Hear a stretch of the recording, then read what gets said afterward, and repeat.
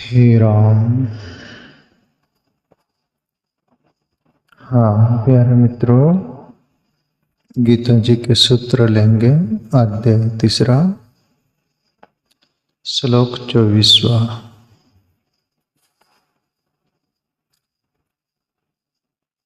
उत्सिद्येयु इमे लोका न कुर्यां कर्म चेत् अयम् संस्करस्य च कर्ता श्याम उपहन्यम इमा प्रजा। इसलिए यदि मैं कर्म न करूं तो ये सब मनुष्य नष्ट भ्रष्ट हो जाए, और मैं संकर्ता का करने वाला हूँ तथा इस समस्त प्रजा को नष्ट करने वाला बनूं। प्रभु श्री कृष्ण बोल रहे, अर्जुन,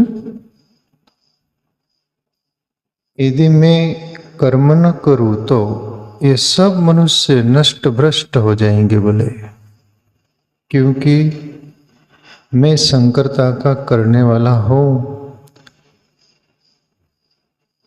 यानी मैं ही नहीं करूं तो पहले ये दुनिया मेरा अनुकरण करती है, और मैं उनको प्रेरणादायक कर्म करके न बताऊं और उनके सामने न रखूं तो ये दुनिया वर्ण संकरता को प्राप्त हो जाएगी और उसका जिम्मेवार मैं होऊंगा।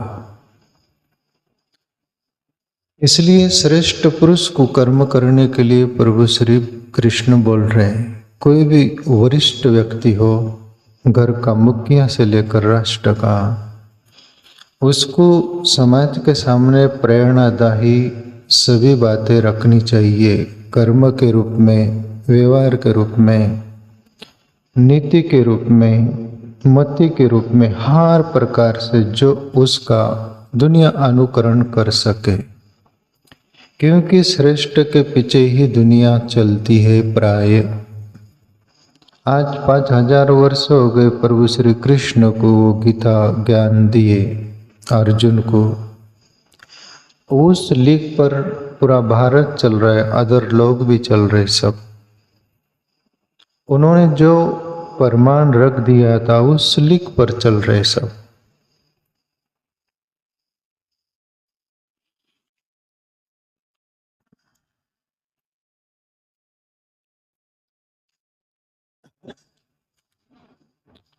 पच्चीसवां सूत्र,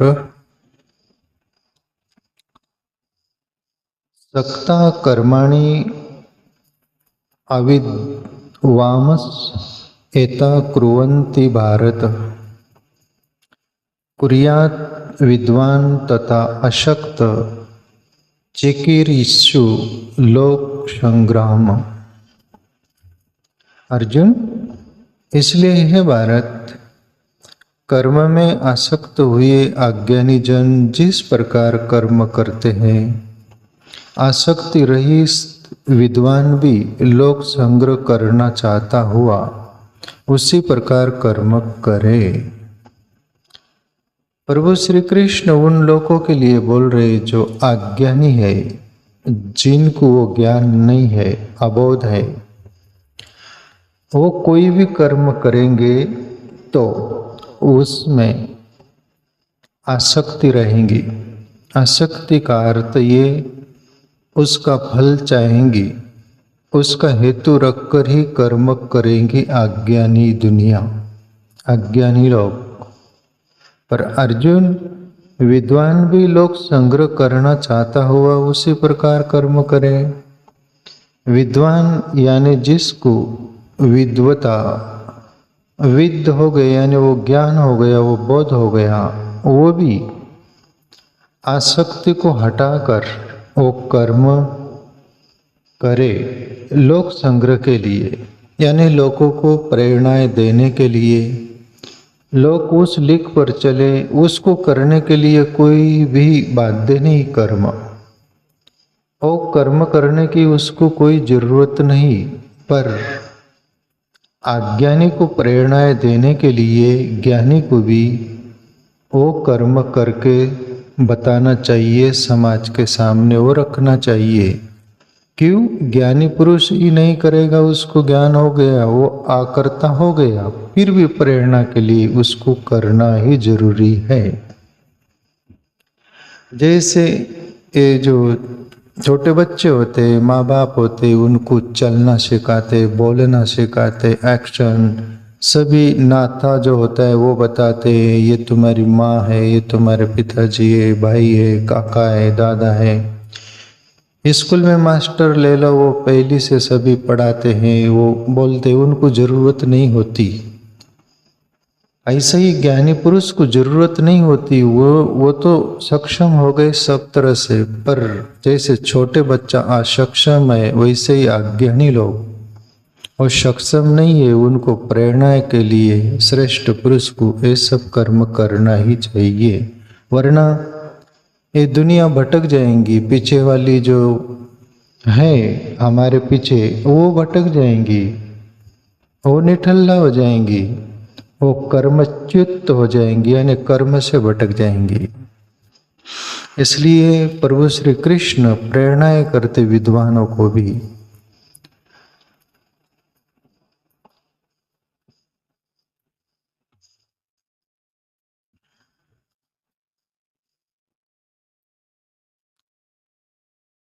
छब्बीसवां सूत्र, न बुद्धि भेदम जनियेत अज्ञानम कर्म संगीनाम जोष्येत सर्वकर्माणि विद्वान युक्त समाचरण। तथा परमात्मा के स्वरूप में अटल स्थित हुए ज्ञानी पुरुष को चाहिए कि वह शास्त्र विहित कर्मों में आसक्ति वाले अज्ञानियों की बुद्धि में भ्रम अर्थात कर्मों में अश्रद्धा उत्पन्न न करे, किंतु स्वयं शास्त्रविहित समस्त कर्म भलीभांति करता हुआ उनसे भी वैसे ही करवावे। अभी जैसे प्रभु श्री कृष्ण बोले, ईश्वर के स्वरूप में जो अस्तित्व हो गया, उसके लिए वो ज्ञानी पुरुष को चाहिए कि वह शास्त्रविहित कर्मों में आसक्ति वाले अज्ञानियों की बुद्धि में भ्रम अर्थात कर्मों में अश्रद्धा उत्पन्न न करे। अभी जैसे ये ज्ञानी पुरुष जो है, उसको कोई भी कर्म करने की तो जरूरत बिल्कुल भी नहीं रह गई। पर अज्ञानी पुरुष जो है, अज्ञानी लोग जो है, वो शास्त्र विहित कर्म करते हैं, पर वहाँ पर एक उनकी शर्त रहती है, वो आसक्ति की कामनाएं रहती है। बिना कामना के वो शास्त्र विहित कर्म भी नहीं करते। अभी यदि वहाँ पर विद्वान ज्ञानी पुरुष, परमात्मा को प्राप्त पुरुष, उसको ये सब करने की जरूरत तो नहीं है, वो नहीं करेंगे, तो उनको कौन मार्गदर्शन करेगा? जैसे कि वो आसक्ति रखकर ही कर्म करेंगे, पर उनको ज्ञानी पुरुष उस अंदाज में बताए कि इससे थोड़ा बाहर आकर जो आसक्ति से तुम दूर हो सको, आसक्ति से बाहर आ सको, ऐसा कुछ प्रेरणाएं करे ज्ञानी पुरुष। वो तो कर्म करेंगे शास्त्रविहित, जो शास्त्र में। अभी जैसे कोई बोलते कि शिव जी पर एक लोटा जल चढ़ाओ, सभी तुम्हारे कार्य पूरे हो जाएंगे। अब वो शास्त्रविहित ही है कि शिवलिंग पर पानी डालना चाहिए भाई, पर वहाँ क्या लोभ बताया गया?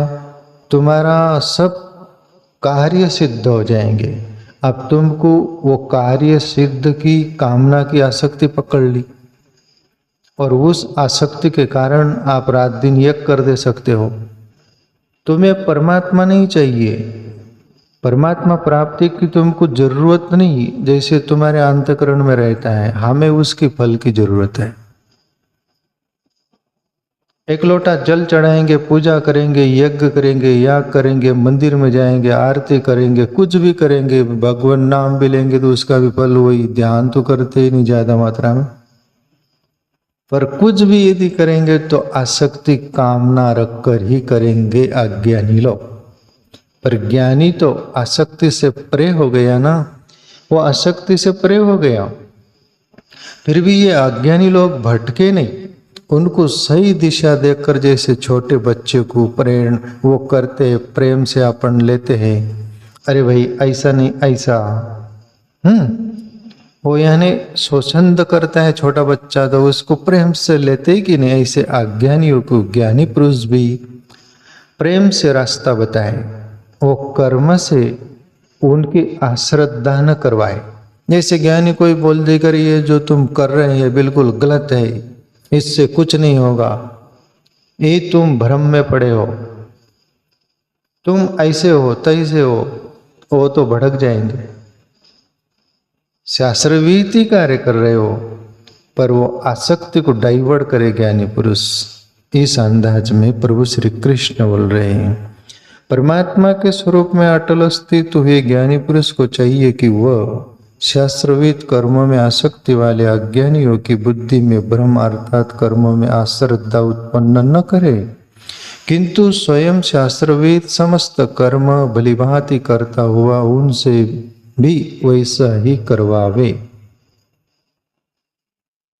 यानी सही क्लीन ढंग से। 27वां सूत्र।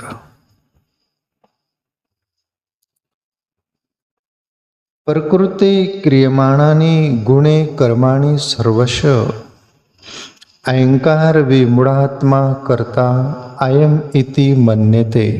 और हे अर्जुन, वास्तव में संपूर्ण कर्म सब प्रकार से प्रकृति के गुणों द्वारा किए जाते हैं, तो भी जिसका अंतकरण अहंकार से मोहित हो रहा है, ऐसा अज्ञानी मैं करता हूं ऐसा मानता है। प्रभु श्री कृष्ण बोल रहे हैं, अर्जुन, संपूर्ण कर्म सब प्रकार से प्रकृति के गुण द्वारा ही किए जाते हैं। यानी प्रकृति के गुण क्या? जो तुम्हारा प्रारब्ध संस्कार के अनुसार तुम्हें जीवन मिला है, और तुम्हें जो तुम्हारे स्वभाव की प्रकृति, तुम्हारे अंतकरण की प्रकृति, तुम्हारे गुण धर्म की प्रकृति, जो तुम्हारी नीति की वो प्रकृति, उसके अनुसार ही आप कर्म करोगे। आपने आप होगा वो, आपको करने की जरूरत नहीं। बलात् जिसकी प्रकृति जिस ढंग की होगी, जिस अंदाज की होगी, वो वैसा ही कर्म करेगा, वैसा ही बरतेगा। उसमें कर्ता और आकर्ता का कोई सवाल नहीं आता। पर प्रभु श्री कृष्ण यहाँ पर बोल रहे कि वो सभी गुणों में ही वृत्ति है, उनकी प्रकृति के अनुसार जो गुण है उसमें ही वो अपने आप स्वचालित क्रियाएं होती है, कार्य होता है, उसमें कर्ता ज्ञानी मानता नहीं। पर अज्ञानी क्या मानता है कि मैं कर रहा हूं, जो भी कुछ कर रहा है वो बोलता है मैंने किया, मैं कर रहा हूं, मैं नहीं करूं तो होगा नहीं, मेरे बगैर चलेगा नहीं। ये अज्ञानी की बड़ी फजीता। वैसे ही जैसे रथ जुता हुआ है, उसमें 6 घोड़े जुते हुए हैं, मतलब और रथ में, और वो घोड़े रथ को दौड़ा रहे हैं। कील पर मक्की बैठी है, वो जो पहिए की कील जो होती है ना, उस पर मक्कियाँ बैठी है। मक्की बुक ठोकती है कि वाह, आपने भी क्या ताकत है, आपने भी क्या पावर है, ये रथ को कितना अपन चला, क्या धूल उड़ रही, अपन शक्तिमान है। मक्की बुक ठोक देती है। अभी जरा सोचिए, मक्की रथ चला रही, मक्की से वो धूल उड़ रही, घोड़े खींच रहे, घोड़े से चल रहा है रथ, सब कुछ। मक्की कील पर न बैठते हुए वो बीच में बैठ जा, आराम से बैठ जा, खिल पर बैठे हुए ही लोग बुक ठोकते, काने कोपरे में रहने वाले। तो ऐसे ही अज्ञानी बोलता है कि मैं कर रहा हूं, रथ को ही खींच रहे, अज्ञानी बोलता है मैं कर रहा हूं, है ना। तो प्रभु श्री कृष्ण बोले अर्जुन, अज्ञानी पुरुष यही मानता है कि मैं कर रहा हूं, पर वो करता बिल्कुल भी नहीं, आकर्ता भी नहीं, गुण ही गुणों में बरत रहे। आपकी जैसी प्रकृति होगी, जैसा संस्कार उसके अनुसार अपने आप होगा, वहां पर न्यूट्रल नहीं होता, हो गियर में गाड़ी रहती है उसकी।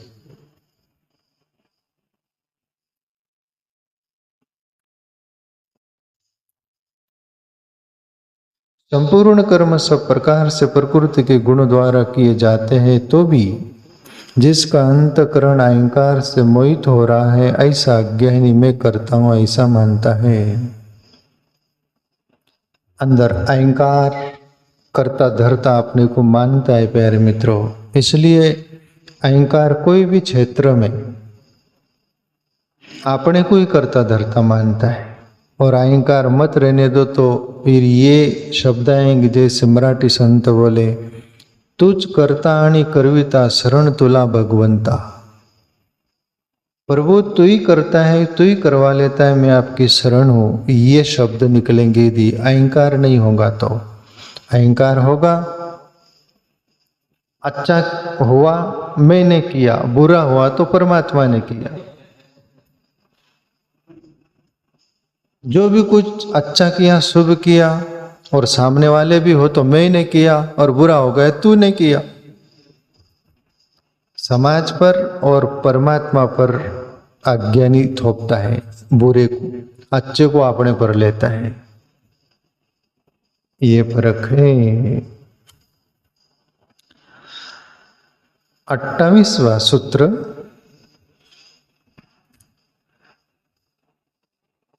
तत्ववित् तु महाभावो गुण कर्म विभागयो गुणा गुणेषु वर्तन्ते इति मत्वा न सज्जते।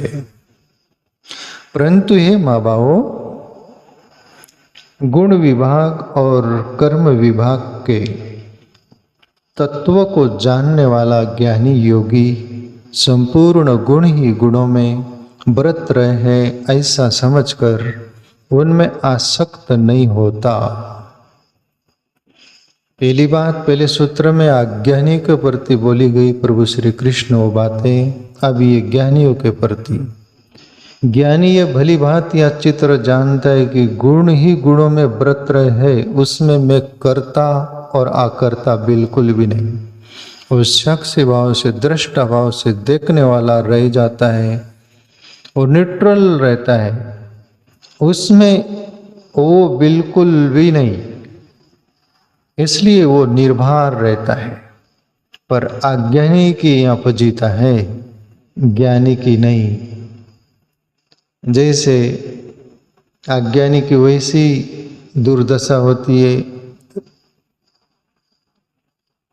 बुद्ध बोले कि अज्ञानी और ज्ञानी में क्या फर्क होता है। अज्ञानी वैसा ही होता है जैसे नींद में सोया हुआ है व्यक्ति, और उसके पास एक सोया हुआ था, वो जग गया, वो बैठा हुआ है। और अज्ञानी जैसे सोया है नींद में बिल्कुल, और नींद में वो अज्ञानी को जैसे स्वप्न आ रहा है वो सोया हुए व्यक्ति को, और वो हाथ पैर तड़पा रहा है, छाती ठोक रहा है, चिल्ला रहा है, चिक रहा है, जैसे चिल्लाए भी नहीं जा रहा, पर उसकी फजीता जो हो रही है वहाँ उसके पड़ोस में बैठा हुआ देख रहा है इसको क्या हो रहा है। वो अच्छी तरह जानता है इसको हो क्या रहा है, क्योंकि वो जाग गया है। पर वो नींद में सोया हुआ है, उसकी कम फजीता हो रही क्या, कोई सुनने वाला नहीं है, छाती पीट रहा है कि चिल्ला रहा है, बोले नहीं जा रहा है, बहुत मुसीबत में है। अब ये जागा हुआ बोलता है कि इसको आ रहा है स्वप्न, ये यदि जाग जाए तो कोई दुख कष्ट नहीं, कोई भी प्रकार का झंझट में पड़ा हुआ सब मिट जाएगा।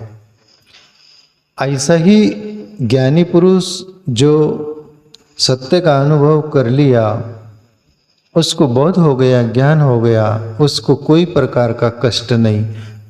तुम्हारा भी अज्ञान भरा दुख वो देखता है, समझता है, उसके पास वो पैनी आंख हो जाती है, वो दृष्टि हो जाती है, पर सोए हुए की तो फजीता है।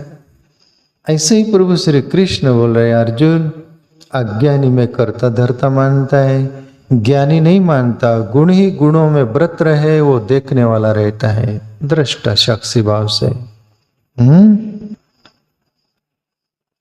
प्रकृति गुण समूढ़ा सजन्ते गुण कर्मशु तान आकृष्णविद मंदान कृष्णविद न विचलहत। और प्रकृति के गुणों से अत्यंत मोहित हुए मनुष्य गुणों में और कर्मों में आसक्त रहते हैं। उन पूर्णतया न समझने वाले मंद बुद्धि अज्ञानियों को पूर्णतया जानने वाला ज्ञानी विचलित न करे। प्रभु श्री कृष्ण उस ज्ञानी पुरुष के लिए भी मार्गदर्शन करते हैं। प्रकृति के गुणों से अत्यंत मोहित हुए, प्रकृति उसका यानी स्वभाव, उसके जो संस्कार है उसमें वो रचा पचा हुआ होता है, उससे वो बाहर आता नहीं। उसको जो करना है वही करेगा, पर वो जो कर रहा है उससे वो भटक भी न पाए, विचलित भी न हो पाए। इसलिए विवेकी ज्ञानी पुरुष उसको ऐसी दशा दे, ऐसी दिशा दे, जो कि वो जो कर रहा है उससे वो भटके नहीं, उसको सही दिशा मिल जाए। प्रकृति के गुणों से अत्यंत मोहित हुए मनुष्य गुणों में और कर्मों में आसक्त रहते हैं। उसके गुण धर्म में भी आसक्त रहता है और उसके जो कर्म कर रहा है उसमें भी आसक्त रहता है। उसके लिए दूसरा पर्याय नहीं। उसको तुम वो छुड़ाना भी चाहो तो वो छोड़ेगा नहीं, उसकी प्रकृति और वो गुण का स्वभाव है उसका। पर उसको सही दिशा दे। उन पूर्णतया न समझने वाले मंद बुद्धि अज्ञानियों को पूर्णतया जानने वाला ज्ञानी विचलित न करे, उसको समझे और देखे। जैसे छोटे बच्चा हरकतें करता है बहुत प्रकार की, हाथ पैर तड़पाता है, वो बोलना चाहता है, क्या क्या करता है, पर जो बड़े हो गए वो तो सब उसकी क्रियाएं जानते समझना कि ये क्या करना चाहता है, क्या बोलना चाहता है, बोलने का कोशिश कर रहा है, हाथ पैर तड़पा रहा है, चलना भी चाहता है, बहुत वो कर रहा है ना, सब प्रौढ़ समझते हैं। ऐसे ही ज्ञानी पुरुष सब वो अज्ञानियों का एक्शन, जो क्रियाएं प्रतिक्रियाएं उनका, जो सब कुछ जानते हुए समझकर उसके अनुसार उनके साथ व्यवहार करे और सही मार्गदर्शन करे। ज्ञानी उनको भटकाए ना।